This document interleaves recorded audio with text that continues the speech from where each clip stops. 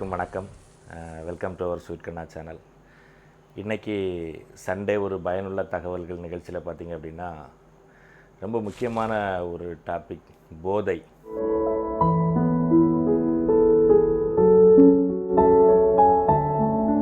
போதை அப்படின்னு நம்ம சொன்ன உடனே நம்மளோட எண்ணங்கள் நிறைய எல்லாருமே மது அந்த மாதிரியான விஷயத்துக்கு போகும். நான் அது மட்டும்தான் போதையா அப்படின்னு கேட்டால் இல்லை. இப்போ போதையில் பார்த்திங்கன்னா என்னென்ன இழப்புகள் 3 விஷயமாக பார்க்கலாம். ஒன்று உடல் நலம் பாதிப்பு. நம்பர் 1 உடல் நலம் பாதிப்பு. நம்பர் 2 ரெண்டாவது விதமான போதை அப்படிங்கிறது பார்த்திங்கன்னா உங்களோட நேரத்தையும் உங்கள் மூளையும் சாப்பிட்ரும். நீங்கள் வேறு எந்த வேலையும் செய்ய முடியாது, உங்கள் நேரத்தையும் உங்கள் மூளையும் சாப்பிட்ரும். மூணாவது விதமான போதை உங்கள் ஃபினான்சியலை பாதிக்கும். நீங்கள் உங்கள் பொருளாதாரத்தை பாதிக்கக்கூடியது மூணாவது விதமான ஒரு போதை. பொதுவாக பொருளாதாரத்தை எல்லா போதையுமே பாதிக்கும். இருந்தாலும் ஸ்பெசிஃபிக்காக இதை சொல்ல முடியும். முதல்ல உடல் நலத்தை பாதிக்கக்கூடிய போதை அப்படின்னு பார்த்திங்க அப்படின்னா மது பழக்கம், மற்றபடி போதை பொருட்களை பயன்படுத்துறது, அதுக்கப்புறம் புகைப்பிடித்தல். இது உடல் நலத்தை பாதிக்கக்கூடிய மிகப்பெரிய போதை. இது பொருளாதாரத்தையும் பாதிக்கும், உடல் நலத்தையும் பாதிக்கும், மற்றபடி நம்மளோட தொழில்களையும் பாதிக்கும். ஸோ இந்த போதையிலிருந்து நம்ம வெளியே வாரது அப்படிங்கிறது பார்த்திங்க அப்படின்னா இது ஒரு அடிமைத்தனத்தை கொண்டு வந்துடும். அந்த போதை நம்ம அடிமைத்தனத்தை கொண்டு வந்துடும். இதுலேருந்து வெளியே வர்றதுக்கு 2 விதமாக நான் சொல்லுவேன், 3 விதமாக கூட சொல்லலாம். ஒன்று பார்த்திங்கன்னா கடவுள் நம்பிக்கை. நம்ம தெய்வத்தை அதிகமாக நம்ம போகும்போது நம்மளோட போதை பழக்கத்தை நம்மளால் குறைச்சிக்க முடியும். ரெண்டாவது பார்த்திங்கன்னா அந்த போதை பயன்படுத்தக்கூடிய நண்பர்களோட சேராமல் இருக்கும்போது நம்ம அந்த போதை பழக்கத்திலேருந்து கொஞ்சம் வெளியே வர்றதுக்கான வாய்ப்பு இருக்குது. மூணாவது மிக முக்கியமான ஒரு விதம், ஒரு மனிதனுக்கு இலக்கு இருக்குதுன்னு வச்சுட்டுங்களேன். எந்த ஒரு மனிதன் ஒரு இலக்கை நோக்கி பயணிக்கிறானோ அந்த மனிதன் போதைக்கு அடிமையாக மாட்டான். மாணவர்கள் எடுத்துக்கிட்டிங்கன்னு வச்சுடுங்க. இப்போ இன்றைக்கி கூடிய மாணவர்கள் நிறைய போதை பழக்கத்துக்கு ஆடாயிட்டாங்கன்னு நம்ம சொல்கிறோம். இதுக்கு ஒரே தீர்வு என்ன அப்படின்னா, அந்த மாணவனுக்குன்னு ஒரு பொட்டன்ஷியல் இருக்கும், ஏதாவது ஒரு பொட்டன்ஷியல் இருக்கும். ஒரு மியூசிக் இன்ஸ்ட்ருமெண்ட் வாசிக்கிற திறமை இருக்கலாம், ஒரு டிராயிங் வரையக்கூடிய திறமை இருக்கலாம், இல்லை விளையாட்டு போட்டிகளில் இருக்கக்கூடிய திறமைகள் இருக்கலாம், இல்லை ஒரு பேச்சு போட்டியை பேசுகிற திறமை இருக்கலாம். இது மாதிரி அந்த மாணவனுக்கு என்ன திறமை இருக்குது அப்படிங்கிறத நம்ம ஐடென்டிஃபை பண்ணிட்டோம் அப்படின்னா அந்த திறமையை நோக்கி அவனை டெவலப் பண்ணி கொண்டு போனால் அது அவனுக்கு ஒரு இலக்காக மாறிடும்.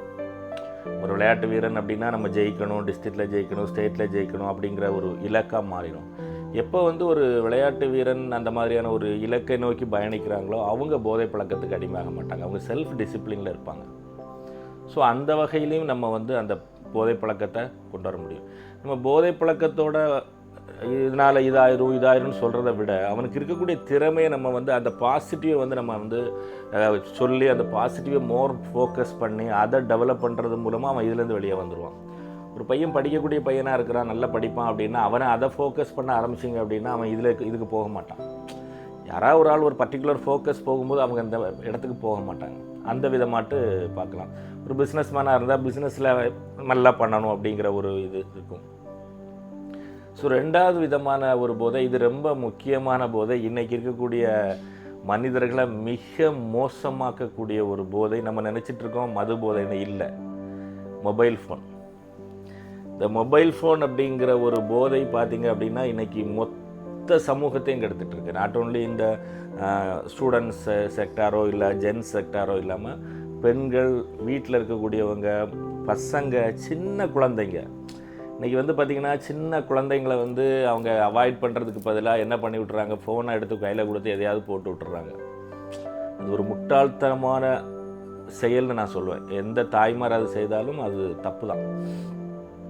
அவங்களோட சௌகரியத்துக்காக, அவங்களோட கம்ஃபர்ட் ஜோனுக்காக கொடுத்துட்றாங்க. அதுக்கப்புறம் அதில் பிறந்த உடனே அடிமையாயிருது. அதை விட ஒரு பெரிய போதை இருக்குன்னு நினைக்கிறீங்களா? அது இதை ஃபுல்லாகவே சாப்பிட்ரும். அதுக்கு வேறு எங்கேயும் ஃபோக்கஸ் பண்ண முடியாது, வேறு எந்த ஒரு இதுக்குள்ளேயும் போகாது, ஒரு படிக்க முடியாது, எப்போ பார்த்தாலும் அதில் அதுதான் மைண்டில் இருக்கும். அப்போ அந்த மொபைல் ஃபோனுங்கிற போதை ரொம்ப மோசமான போதை. அந்த போதை தான் இன்றைக்கி இருக்கக்கூடிய சமூகத்தை கெடுக்கக்கூடிய போதைன்னு நான் சொல்லுவேன். மது போதை கூட ஒருத்தனை மதுவை குடிச்சிட்ருக்கான்னா அவனை ஏதாவது பண்ணி எடுத்து அவனை வெளியே கூட கொண்டு வந்துடலாம். நாளைக்கு ஃபினான்ஷியலாக வீக் ஆகிட்டானா பேசாமல் உட்காந்துருவான். ஹெல்த்தில் ஏதோ ப்ராப்ளம் வந்துட்டா நீ குடிச்சேன்னா அவ்வளோதான் பண்ண அந்தலாம் மது வந்துடுவான். ஆனால் மொபைல் ஃபோன் போதே அப்படி இல்லை, அவங்களால முடியாது. அதுவும் இன்றைக்கி இருக்கக்கூடிய இளைய சமுதாயத்திலிருந்து வயதானவர்கள் வரைக்கும் இன்றைக்கி மொபைல் ஃபோனுக்கு அடிமை. அது கூடவே நான் இன்னொரு விஷயம் கூட சொல்லுவேன், இன்னொரு போதை கூட சொல்லுவேன், டிவி சீரியல். இதுவும் ஒரு போதை தான். நீங்கள் அந்த பர்டிகுலர் டைம் நீங்கள் எங்கேயும் போக முடியாது, அந்த சீரியலை பார்த்து ஆகணும் அப்படின்ட்டு வந்திருப்பீங்க. அது இன்றைக்கி ஆண்கள் கூட டிவி சீரியலுக்கு அடிமையாக இருக்காங்க நிறைய பேர். இதனால் என்ன ஆகும், மொபைல் ஃபோன் யூஸ் பண்ணுறதுனால இல்லை மேபி இந்த டிவி சீரியல்னால உன்னோட ப்ரொடக்டிவ் ஹவர் கம்மியாயிரும். நீ ஒரு 8 மணி நேரம் வேலை செய்யணும், 10 மணி நேரம் வேலை செய்யணும், உனக்கு ஃபீல்டில் ஒர்க் இருக்குது, இல்லை பிஸ்னஸில் பார்க்கணும் அப்படின்னா அந்த நேரம் உன்னால் அங்கே இருக்க முடியாது. இல்லை நீ அங்கே இருந்தாலும் உன் ஃபோன் எடுத்து வச்சு அதை பார்த்துட்ருப்பேன். ஸோ யுவர் ப்ரொடக்டிவ் ஹவர்ஸ் அங்கே போகிறனால உன்னோட வருமானம் பாதிக்கும், உன்னோட தொழில் பாதிக்கும், உன்னோட பிஸ்னஸ் எல்லாமே பாதிக்கும், மனநிலை பாதிக்கும் முதல்ல. ஏன்னா சீரியலில் வரக்கூடிய விஷயங்கள் பார்த்திங்கன்னா இன்றைக்கி ரொம்ப மோசமான செய்திகளை தான் சீரியலில் சொல்கிறான். எந்த குடும்பத்தையும் சேர்க்கணும்னு சொல்ல மாட்டான், பிரிக்கணும்னு சொல்லுவாங்க. ஒரு காலத்தில் திரைப்படங்கள் பார்த்திங்க அப்படின்னா, அந்த காலத்தில் திரைப்படங்கள் பார்த்திங்கன்னா புராண கதைகள் நிறைய இருக்கும், ரொம்ப புராண கதைகள் நிறைய விஷயங்கள் எல்லாம் இருக்கும். ஸோ அதை பார்க்கும்போது நமக்கு ஒரு எழுச்சி இருக்கும். இன்றைக்கி என்ன பார்த்திங்கன்னா அவ்வளோவுமே ஒரு ரவுடியை ஹீரோவாக காட்டுவாங்க. வெட்டி கொள்றவனு ஃபுல்லாக இதுதான், கற்பழிக்கிறது, வெட்டி கொள்வது, எப்படி திருடுறது, இது எல்லாத்தையும் தான் காட்டுவாங்க. அப்போ மக்கள் மனநிலையிலேருந்து உள்ள அதுதான் போகுது. அப்போ அதுவும் ஒரு போதை தானே. யாரோ ஒருத்தன் பணத்துக்காக ஏதோ ஒன்று பண்ணுறான், அவன் பின்னாடி ஒருத்தன் சுற்றிட்டு இருக்கான், இதுவும் போதை தான், இதுவும் போதை தான். அவன் எதுவும் கொடுக்க போகிறதில்ல இவனுக்கு, இவன் பணம் தான் வேஸ்ட் பண்ண போகிறான். பட் ஏதோ ஒரு ஃபேமை வச்சுட்டு இவன் பின்னாடி அலைகிறான் கிறுக்க மாதிரி, இதுவும் போதை தான். இந்த போதை பழக்கத்தையும் ஒன்றும் பண்ண முடியாது. இன்றைக்குள்ள இளைய சமுதாயத்துக்கிட்ட இருக்கக்கூடிய இந்த நாட்டுள்ள இந்த இளைய சமுதாயம், பெரிய ஆட்கள் கூட இன்னும் சுற்றிட்டு இருக்கான் பின்னாடி, ஏதோ போஸ்டர்லாம் அடித்து ஒட்டிட்டு சுற்றிட்டு இருக்காங்க, இதுவும் போதை தான். அதுக்கு அடுத்து மூணாவது ஒரு போதை, பெரிய பெரிய ஒரு மோசமான போதை நான் சொல்ல முடியும். அது இந்த மொபைல் ஃபோனை கனெக்ட் பண்ண போதை தான், ப்ளஸ் அது கனெக்ட் பண்ணாமலும் இருக்குது. இன்றைக்கி மொபைல் ஃபோனில் ஷாப்பிங் அப்படிங்கிற ஆப் நிறைய இருக்குது. ஆப்புன்னு தான் சொல்லணும், ஆப் இல்லை, ஆப்புன்னு தான் சொல்லணும். அமேசான் இருக்காங்க, ஃப்ளிப்கார்ட் இருக்காங்க, இன்னும் நிறைய இருக்காங்க, டாடா கிளிக் இருக்குது. ஸோ இவன் என்ன பண்ணுறாங்க, நம்ம ஆட்கள் சும்மா இருக்கும்போது அதை எடுத்து பார்த்துட்ருக்காங்க. அந்த பொருள் வேணுமா வேண்டாமான்னு தெரியாது. அவன் ரொம்ப புத்திசாலித்தனமாக என்ன பண்ணுவான்னா, அந்த பொருளோட விலை 5000 ரூபா, இன்றைக்கி ஒரு நாள் ஆஃபரு, 70% ஆஃபரு, இன்றைக்கி வாங்கினீங்கன்னா 700 ரூபா அப்படின்னு சொல்லுவான். இவங்க உடனே ஆஃபரில் இருக்குது, அவ்வளோதான், யாரோ ஒருத்தர் பே பண்ண போகிறாங்க, அமைக்கிடுறாங்க. அவன் அடுத்த நாள் கொண்டு வந்துட்டு காசை கொடுங்கன்னு சொல்கிறான், இல்லை காசை கட்டி வாங்கிடும். இந்த பொருள் நீங்கள் திருப்பி பயன்படுத்துவீங்க? 95% பொருட்கள் பயன்படுத்துறது இல்லை.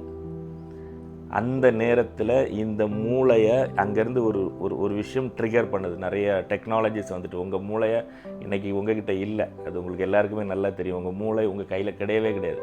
நீங்கள் நினைக்கிற விஷயத்தை இன்றைக்கி நீங்கள் செய்ய முடியுமானா முடியாது. உங்கள் மொபைல் ஃபோன் டிசைட் பண்ணும், ஏதோ ஒரு விஷயம் டிசைட் பண்ணும். அது மாதிரி இப்போ நிறைய ஃபேமிலிஸ் ஒரு ஸ்டைலிஷ் ஆட்டு, எனக்கு நேரம் போகல, எனக்கு ஒரு மாதிரி ஸ்ட்ரெஸ்ஸாக இருக்குது, எனக்கு டென்ஷனாக இருக்குது, ஷாப்பிங் போகணும் அப்படின்னு சொல்லிட்டு நேராக போயிடுறாங்க கடைக்கு. பார்க்குறதெல்லாம் வாங்குகிறாங்க, 10,000 15,000 வாங்குகிறாங்க, வாங்கிட்டு வந்துடுறாங்க. அவ்வளோ அங்கே இருக்கும், குப்பையில் இருக்கும்.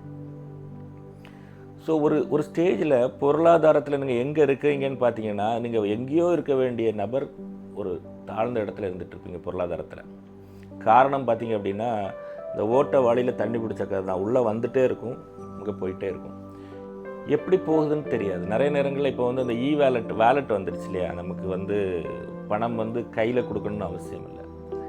இந்த கையில் கொடுக்கணும்னு அவசியம் இல்லாத போது உங்கள் கையிலேருந்து பணம் போகிறது தெரியாது. சப்போஸ் ஒரு 50,000 ரூபா இருக்குது, ஒரு 50,000 ஒரு 500 ரூபா கெட்ட எடுத்து இப்படி எண்ணி நீங்கள் எடுத்து கொடுத்தீங்கன்னா வலிக்கும். 50,000 ரூபாய் கொடுக்குறமே அப்படின்னு தோணும், 50,000 ரூபாய் கொடுக்குறமேன்னு தோணும், வலிக்கும். இப்படி தேய்ச்சிட்டோ இல்லை இப்படி மொபைல் ஃபோனை காட்டிட்டு டக்கு டக்குன்னு அடித்தாலோ தெரியாது, அது போனதே உங்களுக்கு தெரியாது. இதுவும் ஒரு போதை தான். இப்போ ஷாப்பிங்கிற போதை, அதுக்கு அடுத்து பார்த்திங்கன்னா, இந்த ஷாப்பிங் போதையில் இப்போ என்ன போதை ரொம்ப அதிகமாகிட்டுனா, இன்றைக்கி நம்ம சமைக்கிறத ரொம்ப பந்தாவாக, நாங்கள் சண்டே சமைக்கிறதில்ல, அதில் சமைக்கிறதில்ல, இதில் சமைக்கிறதுன்னு சொல்லிவிட்டு போய் வாங்குறதுக்கு கூட நமக்கு முடியல. ஏன்னா நம்ம அவ்வளோ பிஸி, டிவிலேயோ ஃபோன்லேயோ. அங்கேருந்து அங்கே 2 பேர் உட்காந்துருக்கான் சுகமாக, ஜொமேட்டோவும் ஸ்விக்கியும். ஊபர் இருக்கான். ஊபர் நம்ம ஊரில் இல்லைன்னு வச்சுக்கங்களேன், அங்கே அடிச்சிடுறீங்க ஜொமேட்டோவில் அடிக்கும்போது அவன் கொண்டு காட்டிக்கிட்டே இருப்பான், இது இன்றைக்கி நல்லாயிருக்கும், இது இன்றைக்கி நல்லாயிருக்கும், இது இன்றைக்கி நல்லாயிருக்குன்ட்டு. மினிமம் இன்றைக்கி வந்து ஒரு ஜொமேட்டோவில் 2 பேர் சாப்பிட்ற பில் பார்த்தீங்க அப்படின்னு 1500 ருபீஸ் வருது. 2 பேருக்கு நான் சொல்கிறேன். அதே ஒரு ஃபேமிலி போனீங்கன்னா 2500 3000 ருபீஸ் வந்து உங்களுக்கு எல்லாத்துக்கும் வந்துடுது. ஏன் வருது அப்படின்னா, அதே இதை நீங்கள் ஹோட்டலில் போய் சாப்பிட்டீங்க அப்படின்னா இட்ஸ் கம்ஸ் அரவுண்ட் ஒரு 2000 ருபீஸ் அப்படின்னா ஜொமேட்டோவில் 3000 ருபீஸ் வரும். பிகாஸ் ஜொமேட்டோக்காரனுக்கு வந்து ஒரு பேமெண்ட் இருக்குது, அது நம்ம ரொம்ப பேச வேண்டாம், காஸ்ட்லியாக தான் இருக்கும். நீங்கள் நேரடியாக சாப்பிட்றதுக்கு வாங்குறதுக்கு காஸ்ட்லியாக தான். ஸோ அப்போ இன்றைக்கி சமையலுக்கு கூட நம்ம நேரம் ஒதுக்காமல் அதை ருசித்து அனுபவித்து சமைச்சு நம்ம சாப்பிட்றத விட்டுட்டு அதையும் நம்ம வாங்க ஆரம்பித்து அதுலேயும் நம்மளோட போதையை காட்ட ஆரம்பிச்சிட்டோம். அவன் அந்த ஆஃபர் இந்த ஆஃபர்னு சொல்லுவான், அதை போடுவான் இதை போடுவான், நம்ம வாங்கிட்டு. அப்போ இன்றைக்கி முக்கியமாக பார்க்க வேண்டிய போதை மது போதை மட்டும்தானா அப்படின்னு கேட்டால், என்கிட்ட கேட்டால் அதுவும் போதை தான், கண்டிப்பாக அது ஒரு ஒழிக்க வேண்டிய விஷயந்தான். ஆனால் மொபைல் ஃபோன் மூலமாக வரக்கூடிய ஷாப்பிங்கிறது மிகப்பெரிய பொருளாதாரம் இழக்கக்கூடிய போதை. அதை நம்ம சரியான முறையில் நிர்வகிக்கல. ஒரு பொருள் எனக்கு வேணும், வாங்குங்க, தப்பே கிடையாது. இப்போ நமக்கு நிறைய பொருட்கள் வந்து கிடைக்காது. இப்போ வந்து நான் கூட இந்த மைக்ரோஃபோன் வந்து வெளியே கடையில் கிடைக்காது. அப்போ நம்ம அமேசானில் தான் இது நான் வாங்கினேன். இது எனக்கு வந்து தேவைப்படக்கூடிய ஒரு விஷயம், வீடியோ ரெக்கார்டிங்கு தேவை, நான் வாங்கியிருக்கேன். இது தப்பு கிடையாது. தேவையான பொருட்கள் நமக்கு லோக்கலில் கிடைக்காது, இது நம்ம வெளியே எங்கேயா தேடி தான் வாங்கணும் அப்படிங்கும்போது Amazon is a best choice, நமக்கு தப்பே சொல்ல மாட்டேன்.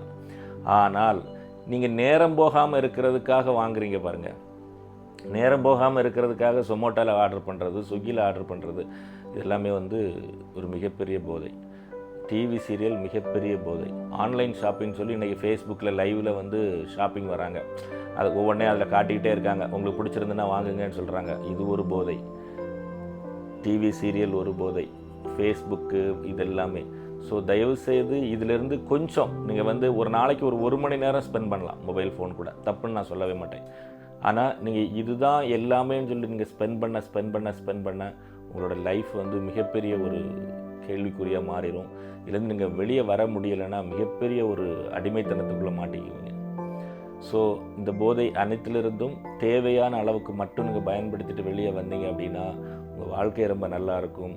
இந்த பிரபஞ்சம் உங்களுக்கு எல்லா செல்வங்களையும் வழங்கட்டும்னு சொல்லி என்றும் அன்புடன் கண்ணன் ராஜகோபால். நன்றி, வணக்கம், தேங்க்யூ.